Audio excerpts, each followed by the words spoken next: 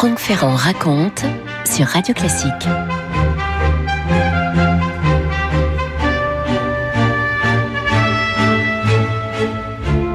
Nous sommes à Moscou en octobre 1966. Des centaines d'abonnés à la revue littéraire Moskva attendent la livraison du dernier numéro de cette revue, le numéro 10.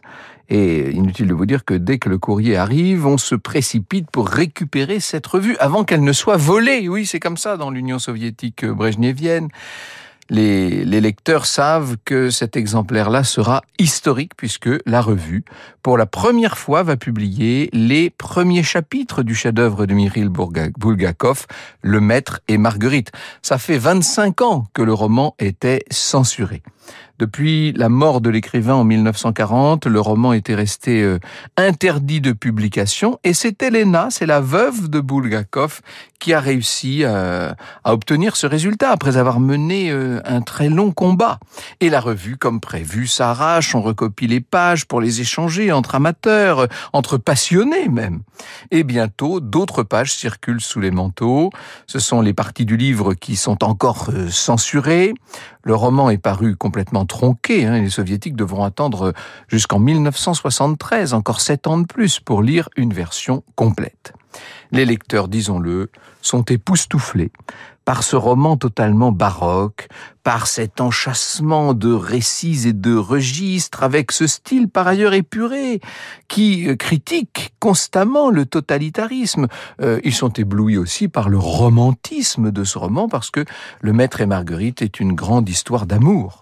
Dans l'URSS des années 60, dans cette URSS grise et terne, la publication d'un tel roman est une bouffée d'air. C'est une bouffée de liberté qui apporte à Bulgakov la renommée posthume qu'il n'avait pas connue. Car le camarade Staline avait à l'époque décidé de le priver de tout public. Il faut dire que Bulgakov n'a jamais accepté la révolution. Franck Ferrand sur Radio Classique. Il était né à Kiev en 1891, Mikhaïl Bulgakov, dans une famille cultivée, aisée, pieuse, très attachée à l'Empire russe. Son père enseignait la théologie, c'était un homme austère. Seulement Mikhaïl, tout le monde l'appelle Misha dans la famille, va découvrir les romans de Twain, de Dickens, de Jules Verne, d'Alexandre Dumas. Il racontera à son ami Ermolinsky: la direction du lycée n'était pas bienveillante à mon égard.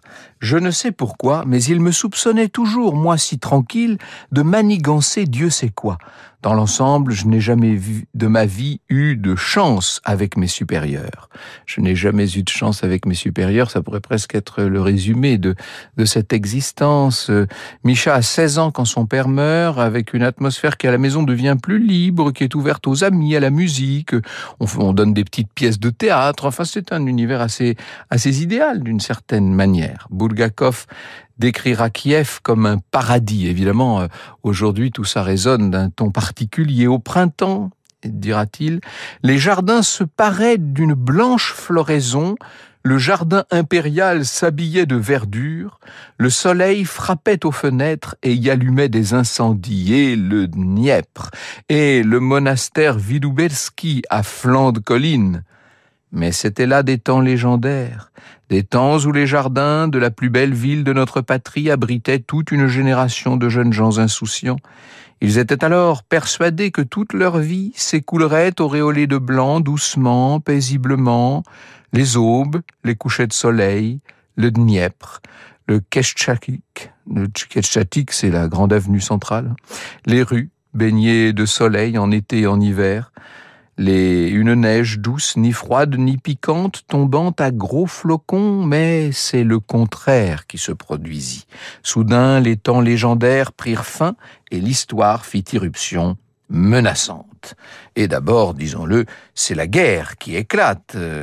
Mikhaïl, pour l'instant, fait ses études de médecine. Il se marie en 1916. Il est envoyé non pas au front, mais en remplacement dans un village. C'est un premier choc, parce que là, il découvre ce que c'est que la Russie profonde, avec sa grande misère. Et le soir, il tient son journal, qui deviendra Les récits d'un jeune médecin, un journal absolument extraordinaire, et où il raconte son arrivée en traîneau sous la neige, poursuivi par les loups, son inexpérience pour le premier accouchement auquel il doit procéder, sa dépendance à la morphine. Le 17 janvier, lit-on par exemple, tempête, pas de consultation. Ai lu pendant mes heures d'abstinence un manuel de psychiatrie. Il m'a produit une impression terrifiante. J'ai peur du moindre bruit. Je hais tout le monde quand je suis en phase d'abstinence. Les gens me font peur. En phase d'euphorie, je les aime tous, mais je préfère la solitude.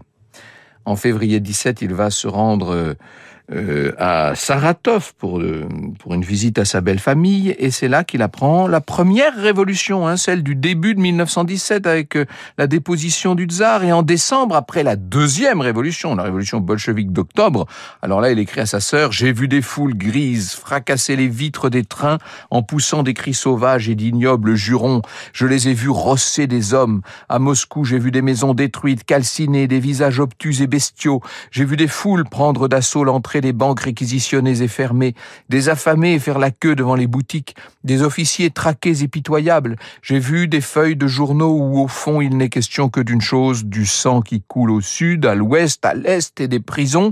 J'ai vu tout cela de mes yeux et j'ai définitivement compris ce qui s'était passé. Ce qu'il voit, c'est le monde qui était son monde et qui s'écroule dans la violence, dans une sorte de chaos avec cette guerre civile qui vient d'éclater. L'Ukraine, à cette époque, devient indépendante, bien sûr. Bulgakov, d'abord, est mobilisé comme médecin militaire dans l'armée ukrainienne, puis dans l'armée blanche. Il est témoin impuissant de toutes les atrocités, notamment de meurtres antisémites qui sont commis là, sous ses yeux, et qui vont le hanter pour le restant de ses jours.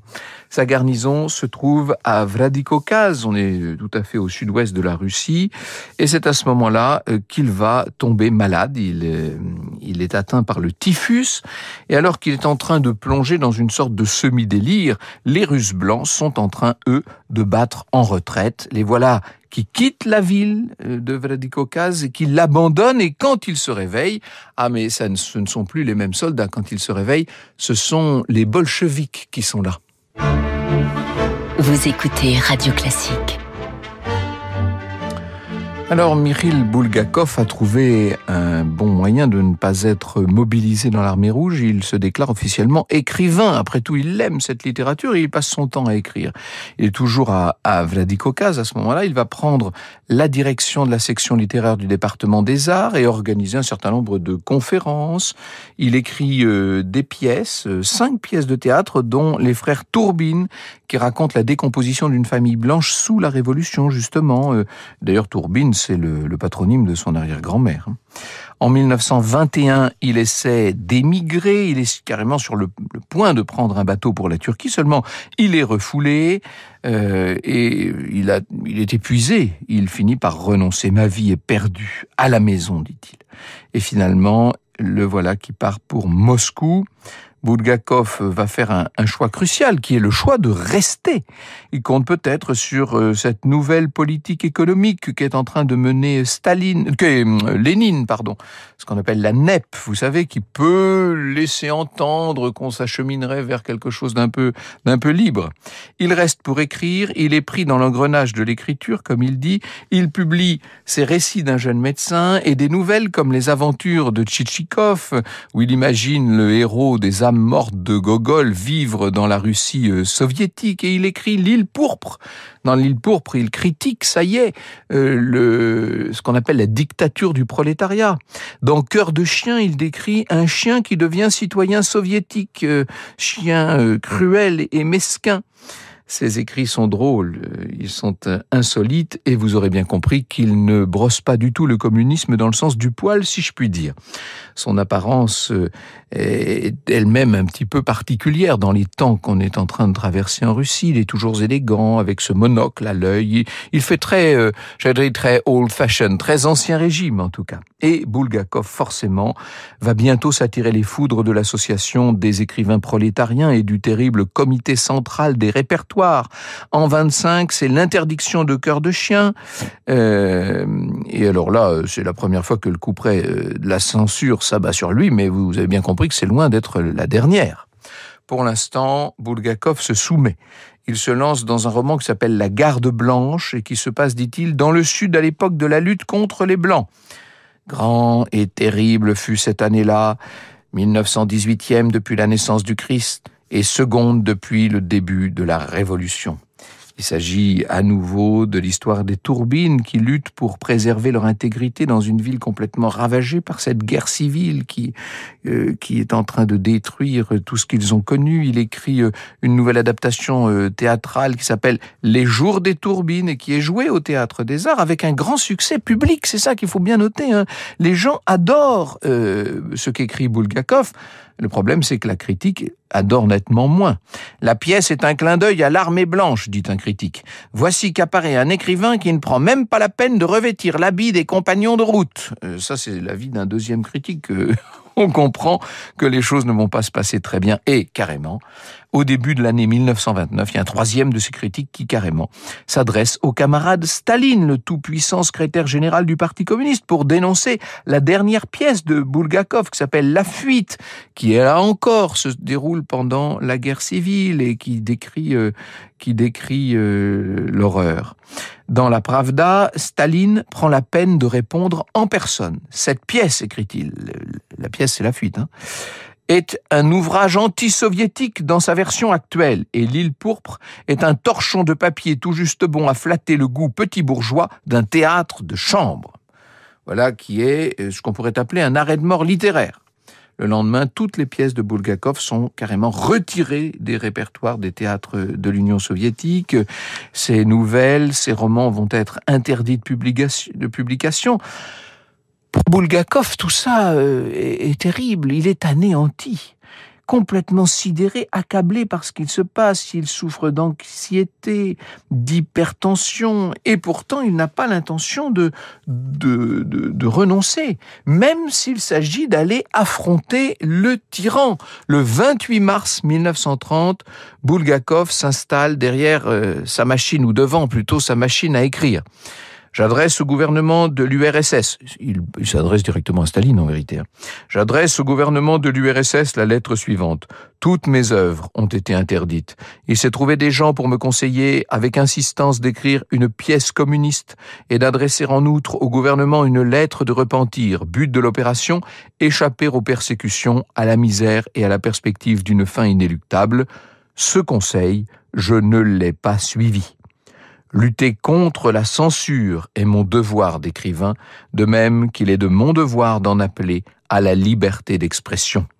À ce jour, je suis détruit.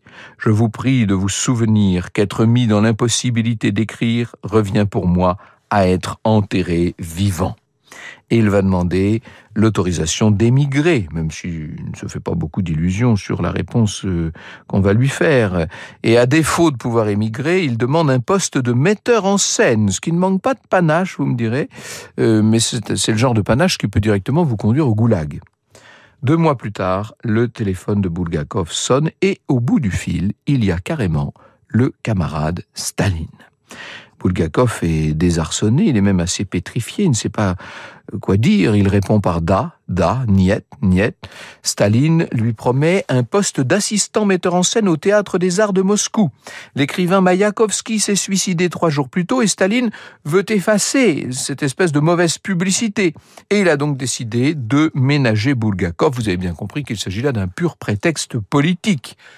Toute sa vie, Mikhaïl se reprochera de ne pas avoir défendu son œuvre et d'avoir d'une certaine manière conclu à ce moment un pacte avec le diable, parce que dans le fond, pour l'écrivain qu'il est, rien n'a changé. En 1933, sa pièce sur Molière est retirée de l'affiche après quelques représentations, ses nouvelles, son roman qui s'appelle le roman théâtral, tout ça est victime de la censure, rien n'est publié.